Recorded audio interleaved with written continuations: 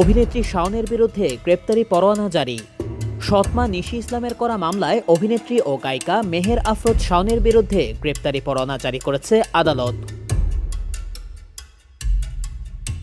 বুধবার তার বিরুদ্ধে গ্রেপ্তারি পরোয়ানা জারির বিষয়টি জানা যায়।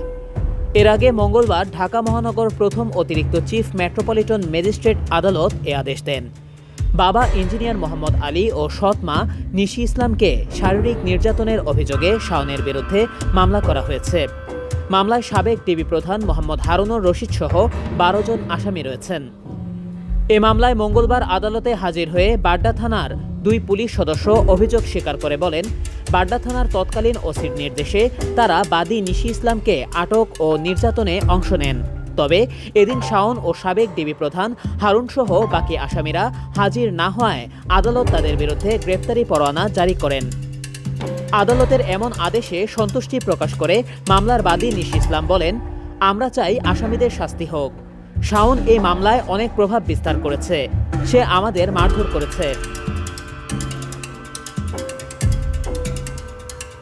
গত বছরের শুরুর দিকে শাওনের বাবা ইঞ্জিনিয়ার মোহাম্মদ আলী একটি ম্যারেজ মিডিয়ায় বিয়ের জন্য পাত্রী চাই বিজ্ঞাপন দেন। সেই বিজ্ঞাপন থেকেই নিশির সঙ্গে তার পরিচয় ও বিয়ে হয়।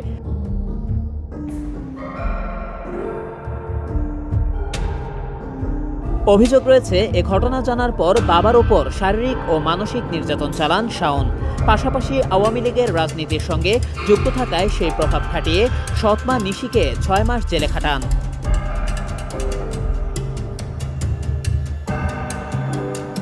এমন অভিযোগও আছে, বাবাকে মানসিক ভারসাম্যহীন বানিয়ে কয়েক মাস একটি মানসিক স্বাস্থ্য কেন্দ্রে আটকে রেখেছিলেন শাওন। এসব ঘটনার সঙ্গে শাওনের অন্যান্য ভাইবোনও জড়িত বলে সে সময় অভিযোগ করেছিলেন বাদী নিশি ইসলাম।